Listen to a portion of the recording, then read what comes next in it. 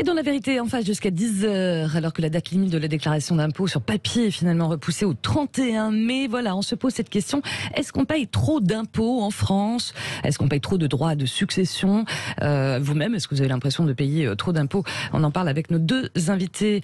Bartholomé Lenoir, directeur de Contribuables Associés. Bonjour. Bonjour madame, merci beaucoup pour votre invitation. Avec plaisir. Également à vos côtés, Olivier Berthaud, fiscaliste chez Contribuables Associés. Bonjour. Bonjour. Et vos appels, bien sûr, au 0826 300 300. Oui, alors profitez-en, hein, c'est gratuit, entre guillemets, il n'y aura pas d'impôt dessus, il n'y aura pas de TVA. Si vous avez besoin de quelques conseils aussi, parce qu'il y a des choses que vous ne comprenez pas, il y a Olivier Berthaud, fiscaliste, qui est capable de vous répondre. Évidemment, on restera confidentiel sur les différentes choses. Ne vous inquiétez pas, mais vous pouvez, parce que je sais qu'il y en a qui ont toujours un certain nombre d'interrogations. Bon, déjà, sur la déclaration, voilà, parce que tout le monde n'est pas à jour. C'est vrai qu'il y a ce recul pour le papier, hein, c'est ça, de quelques jours. Donc, oui, pour le papier, parce que les imprimés sont partis en retard, en fait, et ils ont été imprimés en retard, ils ont été reçus en retard. Donc, l'administration a donné un délai de grâce jusqu'au 31 mai, alors qu'à l'origine, c'était prévu, je crois, jusqu'au 24 mai. Oui, c'est ça. 19 mai même. Alors, mais bon, en revanche, il faut regarder. En ligne, ça reste la même chose. Ça reste la même chose. Alors, il faut bien regarder en fonction du lieu où on est, hein, parce que c'est pas la même date, quoi. Voilà, selon son département, il y en a pour qui c'est le 24 mai dans les 19 premiers départements, ensuite 31 mai et ensuite 8 juin. Par exemple, en région parisienne, c'est le 8 juin. Pourquoi il y a ce décalage? Il n'y a pas la même date pour tout le monde, Olivier Berthaud? Je pense que c'est purement informatique, c'est pour éviter les goulots d'étranglement, parce que les premières années, on a vu que parfois il y a eu des bugs, parce qu'il y avait trop de déclarations en ligne qui arrivaient en même temps, parce que ça demande un travail informatique fou, ces déclarations en ligne, et donc trop de déclarations bloquaient la machine. En fait. Ça marche plutôt quand même pas mal aujourd'hui, les déclarations en ligne, non? Il faut avouer que, vu la complexité de la fiscalité française, je tire mon chapeau aux informaticiens de Bercy qui ont monté un système quand même qui est particulièrement efficace, je trouve, pour faire sa déclaration en ligne, même si je ne suis pas favorable au fait qu'on soit obligé de faire sa déclaration en ligne. Il y a toujours le papier. Hein. Oui, mais enfin, il y a une sanction maintenant. Hein, si vous, oui, alors justement, qu'est-ce qu'on risque d'ailleurs si on déclare hors délai Alors, effectivement, le risque n'est pas très important pour l'instant, parce que la première année, on ne risque rien, et la deuxième année, on a une sanction de 15 €. Donc, non, mais il y a toujours des gens qui se disent, bon, bah, je l'ai fait en ligne, mais en même temps, je voudrais rajouter un petit commentaire, parce qu'il y a des choses qui ne vont pas. Ça, on peut le faire. On peut le faire. Oui, il y a une case spéciale mention où on peut mettre mention express, on peut mettre ses commentaires. Tout à fait. Bartholomé Lenoir. Sur ce sujet, moi, ce que je voudrais ajouter, c'est qu'on aimerait que l'efficacité qu'on a effectivement du service des impôts, on est la même dans les services publics. Parce que là, on va payer tous beaucoup d'impôts. Enfin, on est prélevé à la source mensuellement maintenant, mais on va payer beaucoup d'impôts. Et le problème, c'est que à côté de ça, en face de ça, on a des dépenses publiques qui explosent, qui sont supérieures au montant des recettes. Donc on paye énormément d'impôts et ça suffit pas. Et de l'autre côté, on a un service public qui n'est plus performant. C'est ce que perçoivent les Français. Donc je crois qu'il y a vraiment une réflexion à avoir là-dessus, sur la baisse des impôts qui doit d'abord être une baisse des dépenses publiques. Ça, c'est hyper important, c'est le prérequis. Ouais. Est-ce qu'on va vers une baisse des impôts ou pas? D'ailleurs, quand on regarde un classement mondial, alors c'est toujours difficile d'ailleurs de bien mesurer les choses, parce que il peut y avoir des taxes. Par exemple, on dit les impôts, il faut voir, il y a les impôts directs, il y a les impôts indirects, parce qu'évidemment il y a la TVA. On se situe où aujourd'hui? On est quand même dans les champions du monde. J'ai pas le chiffre précis, mais sur les prélèvements obligatoires, on est à 46%, je crois, en France aujourd'hui, et ça nous classe dans les 3 premiers pays de l'OCDE en termes de prélèvements obligatoires. Donc il ne fait pas de doute que la France est un pays où on paye le plus d'impôts dans le monde. Ouais. Justement, en fait, on paye beaucoup en France, mais il faut justement, comme on l'a dit, raisonner en termes de prélèvements obligatoires, parce que ce qui est... Alors, rappelons ce que sont les prélèvements obligatoires. Les prélèvements obligatoires, c'est ce qui inclut à la fois les impôts, les taxes et les cotisations sociales. Et là où je dirais qu'on dépasse tout le monde, c'est en termes de cotisations sociales. Comme on a une protection sociale qui est effectivement très développée en France, on a des cotisations très importantes, et on en arrive au point, à différents autres pays, c'est que parfois on ne fait plus la différence entre un impôt ou une cotisation sociale. L'exemple type, c'est la CSG. La CSG, maintenant, les juristes s'arrachent les cheveux pour savoir si c'est un impôt ou une cotisation sociale. Et c'est quand même plus de 100 milliards d'euros tous les ans. Oui, c'est ça. On a rajouté en fait beaucoup de couches d'impôts, comme il y a par exemple, alors c'est autre chose parce que c'est pas la déclaration de revenus, mais sur l'ensemble des taxes que l'on peut payer, sur l'eau, sur l'électricité, on a ajouté des taxes sur des taxes, quoi. C'est ce qui est assez invraisemblable. L'exemple, c'est la taxe foncière, par exemple. Ouais. Et donc on explique que la taxe d'habitation est en train, enfin sur la résidence principale uniquement, est en train de disparaître.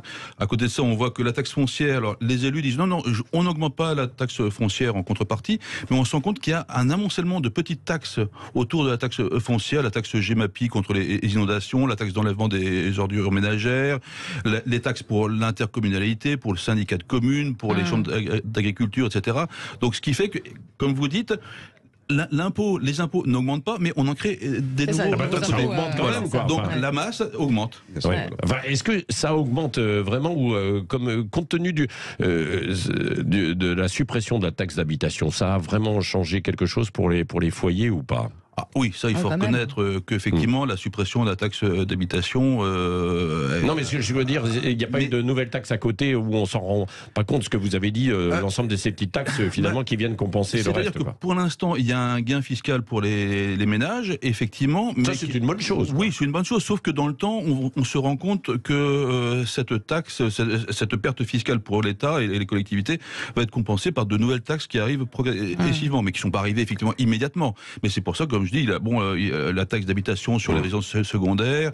Vous avez même une taxe d'habitation sur les logements vacants, c'est-à-dire qu'une taxe d'habitation sur un logement qui n'est pas habité. Ouais. Oui. Et puis, il faut ajouter quelque chose, c'est que l'endettement augmente. Ouais. Donc comment on finance ces baisses d'impôts aujourd'hui à très court terme, c'est en augmentant la dette française. Et qui va payer la dette française, ça faut le dire, c'est nous. Dans 5 ans, dans 10 ans, etc. Donc, et les générations futures. Aujourd'hui, on estime à 43 000 € par tête en France la dette représentée. Ouais. Quand vous dites tout à l'heure, on est les super champions du monde, enfin on paye beaucoup d'impôts en France, mais quel foyer fiscal, quel profil, quel Français? En fait, il faut bien comprendre déjà la TVA. Non, mais sur la déclaration d'impôts, tout le monde ne paye pas des impôts. Oui, là. Voilà. Il n'y a qu'un ménage sur deux, je crois, qui paye. Non, mais tout le monde paye la TVA. Oui, bien sûr. Non, mais ça, c'est vrai. Tout le monde paye les taxes sur l'essence. On en parle beaucoup aujourd'hui de l'énergie, etc. Tout le monde, quoi qu'il arrive, paye des impôts. Ça, faut bien le comprendre. Il y a effectivement sur l'impôt sur le revenu des progressivités qui fait que tout le monde ne le paye pas. C'est un ménage sur deux qui ne paye pas. Hein, non, c'est ça. Oui, à peu près. Oui, à peu près. Mais il faut pas oublier de dire aux Français que, en fait, tout le monde paye des impôts. Il faut pas croire qu'on n'en paye pas. Et notamment quand on voit que la priorité des Français, c'est le pouvoir d'achat. Il ne faut pas oublier que le pouvoir d'achat, c'est le salaire moins les impôts. Donc tant qu'on aura ces impôts, tant qu'on aura ces taxes, on abîmera le pouvoir d'achat. Oui, mais en même temps, parfois, il y a débat aussi, bien sûr, il faut qu'il y ait des rentrées pour que l'État tourne, ce que vous avez dit tout à l'heure, l'administration. 0826 300 300, qui est au bout du fil? On a Frédéric qui nous appelle là. Bonjour. Bonjour Frédéric. Oui, alors moi je suis un contribuable pas désespéré mais furieux. Ouais. Donc on est effectivement surchargé d'impôts et ça fait à peu près 45 ans que la dette française, donc Giscard a laissé un gouvernement, un pays qui avait de l'argent. Au bout de 2 ans, Mitterrand a commencé à creuser le trou. Je crois qu'il y avait à peu près 60 000 francs de dette par Français de 0 à 99 ans, déjà au bout de 2 ans. Et ça n'arrête pas d'augmenter. Et ça va continuer d'augmenter puisque Macron nous a mis bon, certes pour gérer la crise, mais a continué de boursoufler la dette. Et en plus, donc on va continuer à payer des impôts. Et une des choses graves également, alors, vous parliez de la taxe d'habitation. La taxe d'habitation, moi, je continue à la payer. Hein, je ne dois pas être dans la bonne tranche. Et la taxe foncière, du coup, explose. Elle augmente véritablement très fortement dans la commune où je suis. Donc, ne rêvons pas, on va continuer à être taxé. On paye. On a un service public, comme un des intervenants l'a dit, des services publics qui sont en difficulté, parce qu'à chaque fois, tout est géré depuis l'État, il n'y a rien qui peut passer par une région. Lorsqu'il y a des décisions qui sont prises, elles ne sont pas des décisions d'économie, elles ne sont pas validées, parce qu'il y a toujours un syndicat, un machin, un truc, un Français râleur qui va tout bloquer, tout empêcher, etc., etc. Ensuite, au niveau des successions, c'est très grave, parce qu'effectivement, on vole 2 fois les Français qui ont déjà donc payé trop d'impôts, et en plus, on les vole sur quelque chose qu'ils ont économiser alors qu'ils ont déjà payé des impôts, on le sait. Et pour vous, c'est un vol, hein, Frédéric. Pour vous, c'est un vol. Carrément, parce que quand on donne de l'argent à des gens qui ont pas forcément besoin et qui n'ont pas plus besoin, quand on voit ce qu'on donne à la SNCF, quand on voit ce qu'on donne à EDF, etc. Non, pour moi, c'est du vol au bon moment. Mais le plus grave, c'est que déjà que depuis Giscard, le premier Macron, ne l'oublions pas, qui a commencé à flinguer l'industrie française, il y a tout un tissu industriel qui a commencé à mourir il y a 45 ans, mais en plus, avec ces successions, avec ces droits de succession complètement fous, on empêche et on gêne la transmission des commerces, des boutiques, des entreprises, des très petites et moyennes entreprises qui sont le seul tissu véritablement important pour avoir du boulot. C'est-à-dire qu'ils représentent la plus grosse masse salariale, le plus gros nombre d'employés. Et ce ne sont pas les très grosses entreprises qui emploient le plus de monde en France. On le sait tous depuis longtemps. Et donc, comme on gêne ces transmissions, j'ai cru comprendre que l'Italie, par exemple, a un système de transmission d'entreprise qui est beaucoup plus, qui est normal, quoi, qui n'est pas du tout comme en France. En France, je l'ai toujours entendu, Georges Marchais a commencé à le dire, tous les socialistes l'ont dit également, Madame de Gaulle qui était là encore tout à l'heure est la parfaite représentante de ces gens-là. Un patron, un employeur, un commerçant est automatiquement un voleur en France. Il est automatiquement insulté et traité de sale type. Non, vous ne sont pas, mais je comprends ce que vous voulez dire. Mais vous entendez les commentateurs un peu partout, à droite à gauche, c'est comme ça. Écoutez, Mélenchon, Mélenchon, c'est le... Alors, par rapport à Marchais avait un discours... J'aimais bien Marchais, hein. Marchais avait un discours plus ou moins assez poli, parce qu'on n'était pas encore dans l'injure. Là, maintenant, on est dans l'injure tout le temps. Et Mélenchon a le même discours que Marchais, mais avec en plus l'agressivité, la méchanceté, la brutalité et la menace. Mais c'est vrai qu'il y a... On va revenir pour nos droits de Bartholomé Lenoir et Olivier Berthaud. C'est vrai qu'il y a restez avec nous, Frédéric. Ce monsieur a raison sur un point, c'est vrai qu'il y a une dévalorisation du secteur privé aujourd'hui. En France, quand on gagne de l'argent, qu'on travaille dans le privé, on paye énormément d'impôts. Et je pense aussi aux entreprises qui payent énormément d'impôts. Là, on parlait de l'industrie, les impôts de production en France, c'est énorme. Donc effectivement, on a un peu une culture de la fonction publique, etc., qui pèse. Et quand c'est vrai que Jean-Luc Mélenchon... Mais il paye des impôts aussi dans la fonction publique. Il paye des impôts. Mais en revanche, il faut jamais oublier que le privé... Le secteur privé, c'est ceux qui payent tout le monde. C'est quand même la fonction publique, elle est payée par les impôts. Et les impôts, ils viennent du secteur privé. Oui, bien sûr, bien sûr. Donc il faut jamais, et en tout cas, il faut pas dévaloriser la fonction publique, mais il faut pouvoir avoir aussi un discours pour le secteur privé et leur dire vous allez me payer moins d'impôts parce que c'est vous qui rapportez, vous êtes le cœur battant de la France. Alors ce que disait Frédéric, qui est toujours en ligne avec nous, Olivier Berthaud, c'est que c'est vrai sur la transmission d'entreprises, notamment, elle était taxée. Alors je crois que ça a été un peu aménagé, mais elle reste assez élevée, ce qui pose parfois des problèmes, quoi, bien sûr. Exactement, oui. Il existe effectivement maintenant depuis une vingtaine d'années à peu près un système qu'on appelle le pacte Dutreil, parce que c'était le ministre Dutreil qui l'avait mis en place à l'époque, qui permet de transmettre une entreprise avec une exonération comme de 75%, donc ce qui n'est pas négligeable, mais c'est un système qui est très complexe et pas tout à fait sûr juridiquement, donc déjà les PME, des petites entreprises ne connaissent pas forcément le système, ou ça demande cher en conseils fiscaux, comptables, pour des petites, etc. Les plus grosses, on se débrouille toujours, mais les plus petites, pour les petites en plus, ça veut dire que comme c'est ça, les petits commerces, les petites PME, en général au sein de la famille, il suffit qu'il y ait des bisbilles au sein de la famille et le pacte n'est pas signé. Donc c'est assez complexe à mettre en place, et c'est un peu le problème. Alors quand ça marche bien, effectivement, 75% d'exonération de droits, c'est quand même pas mal. Effectivement, c'est déjà ça. Mais ça veut dire qu'il faut s'y préparer longtemps d'avance. Oui, c'est ça. Allez, on va continuer dans un instant avec vous. Il y a Fred, par exemple, qui, sur les réseaux sociaux, nous pose cette question. Où part tout ce fric? Où part-il tout ce fric? C'est une autre bonne question qu'on va évoquer avec vous. Bartholomé Lenoir, contribuables associés, et Olivier Berthaud, fiscaliste également. Et voilà, il vous appelle bien sûr au 0800 26 303 en Sud Radio, il est 10. La vérité en face. Et dans la vérité en face sur Sud Radio à 10h moins le quart, on continue à s'interroger, est-ce qu'on paye trop d'impôts, est-ce qu'on paye trop de droits de succession en France, avec nos deux invités. Ou l'inverse, est-ce qu'on n'en paye pas assez finalement. Avec nos deux invités Bartholomé Lenoir et Olivier Berthaud de chez Contribuables et Associés. Et puis ça réagit beaucoup au 0800 26 300 300, notamment Thierry qui nous appelle de Soulac-sur-Mer. Bonjour Thierry. Bonjour Thierry. Oui, bonjour. Bonjour. Vous, c'était sur la transmission, je crois, c'est ça? Voilà, tout à fait. Merci pour votre émission qui est toujours passionnante. Merci. Voilà.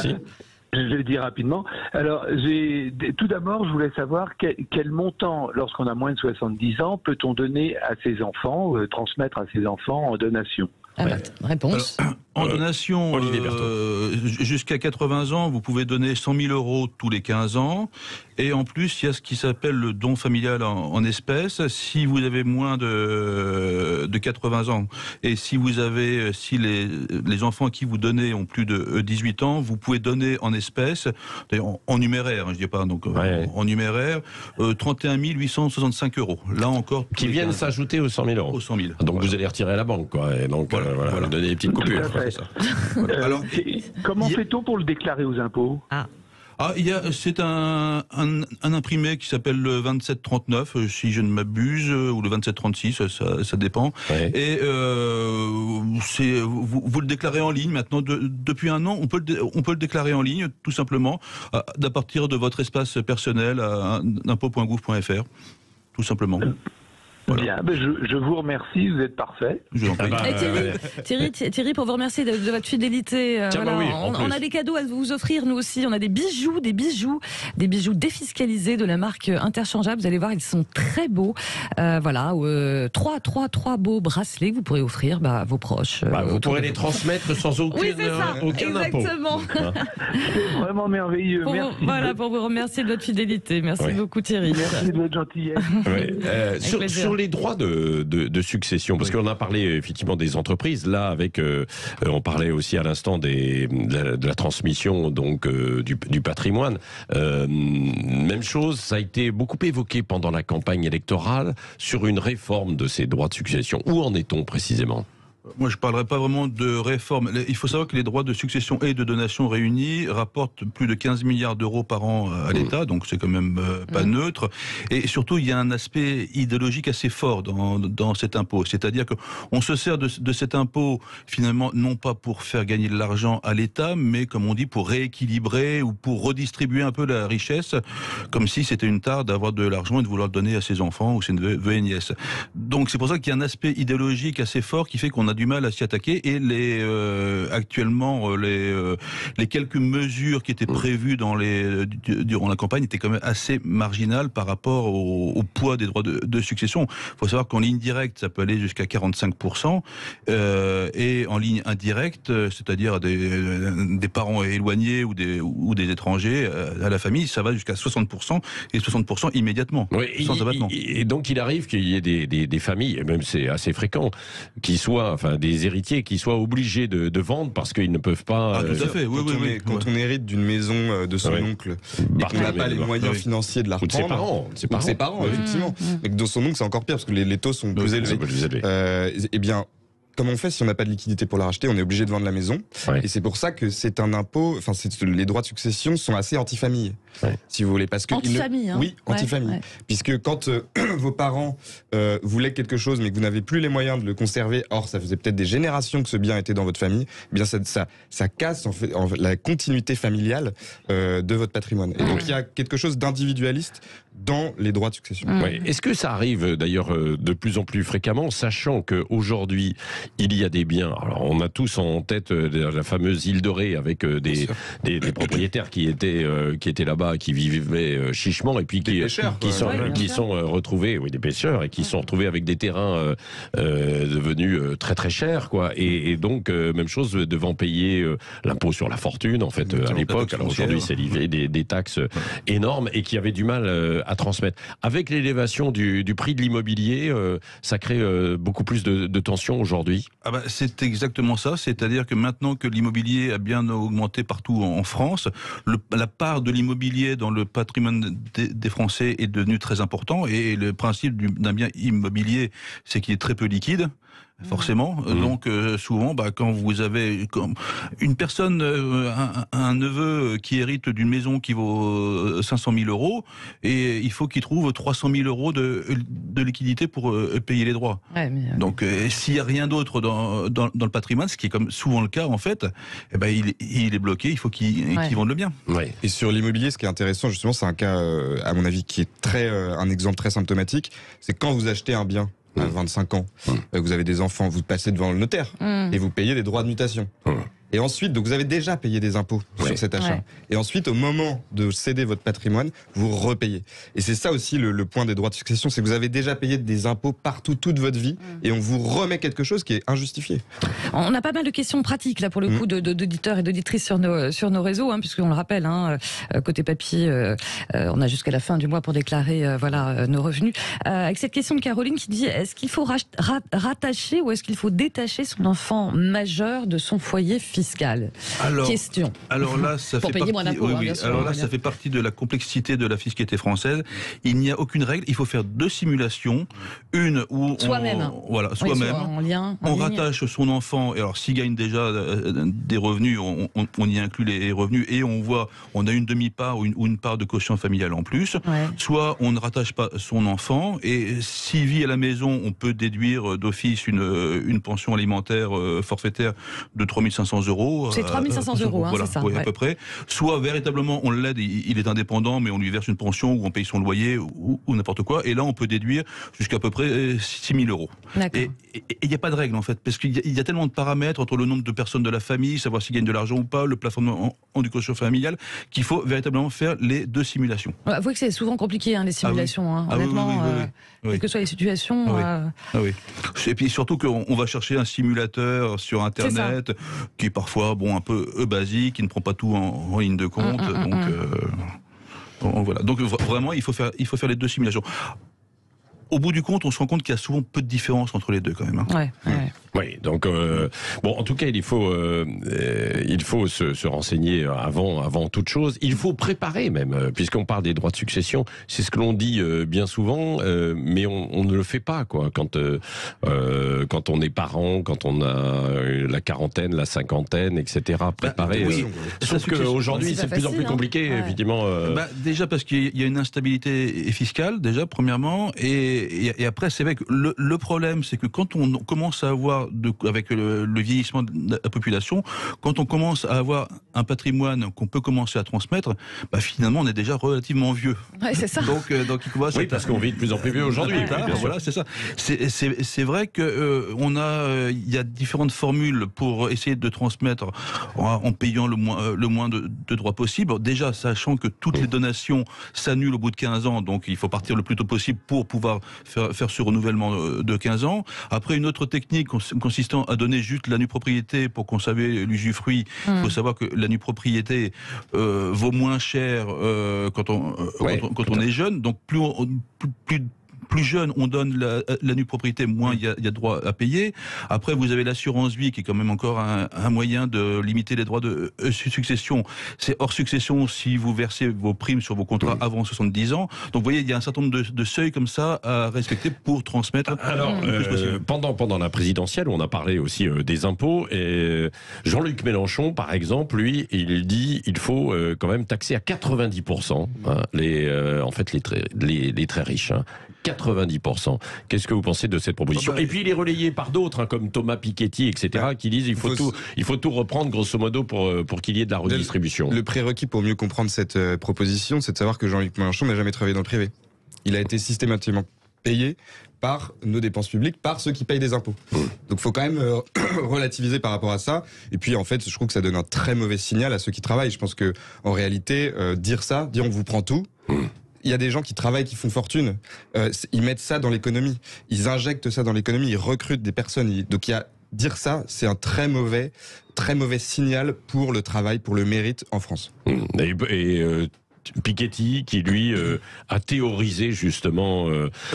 Ils sont allés jusqu'à dire il est anormal qu'il y ait des gens qui ne puissent pas hériter. Donc justement, on va prendre beaucoup plus sur les hauts patrimoines et comme ça il y aura un droit minimum à l'héritage. Donc il y a certaines théories comme quoi. Ce qui peut se comprendre aussi pour essayer d'égaliser un peu évidemment les chances pour ceux qui rentrent. Oui, mais enfin l'égalité n'existe pas. Il y aura toujours des gens bien importants, des malades, des riches, des pauvres. Vous dites qu'on a un système qui est déjà en fait à ce niveau-là très redistributif. Et l'impôt n'est pas là pour ça en fait. Il est là pour financer l'État, les missions de l'État. Pas spécialement pour redistribuer. Il y a aussi un avantage économique à supprimer ou en tout cas à faciliter les droits de donation, c'est que cet argent-là, il va être réinjecté dans l'économie. quand on hérite à 30 ans d'une petite somme d'argent, on va avoir tendance à le dépenser. Contrairement à l'épargne des personnes plus âgées qui continuent à augmenter et qui pourraient être intégrées dans l'économie. Oui, alors il y a une dernière question d'actualité, Bartholomé Lenoir, Olivier Berthaud, c'est la suppression de la redevance. Et c'était un impôt injuste ou pas? Redevance télé. Alors, redevance télé, hein, bien sûr. Nous, chez Contribuables Associés, on était totalement contre. Donc on était contre la suppression. Non, on était contre la redevance. Fais attention. Puisque on estimait notamment qu'il y avait des contenus politisés chez France Télévisions. Donc en fait, on trouvait que c'était anormal de payer des impôts tout le monde pour du contenu dont on n'avait pas envie. Contenu politisé. Contenu politisé. Il y a eu d'ailleurs une pétition sur ce point qui a été signée des milliers de fois. Donc ça, c'était votre principe de départ. C'est notre principe de départ. Donc on est assez favorable à la fin de la redevance. Néanmoins, la décision en fait de cette fin de redevance par Emmanuel Macron va être clairement compensée, comme toujours, par d'autres taxes ici et là. Alors c'est compensé dans un premier temps, et puis ensuite ça permet aussi d'ajuster et demander peut-être davantage d'économies. Ce qu'il faudrait chez France Télé, c'est d'abord faire de grandes économies et ensuite baisser les impôts. Merci. Merci Bartholomé Lenoir et Olivier Berthaud de Contribuables Associés. Merci pour tous vos conseils. Merci. Allez, à suivre dans quelques instants Valérie Expert et Gilles Gansman qui reçoivent ce matin le restaurateur Fred Chéneau. Vous retrouverez dès ce soir sur Canal+ dans la série documentaire Les terroirs de Fred Chéneau. À demain.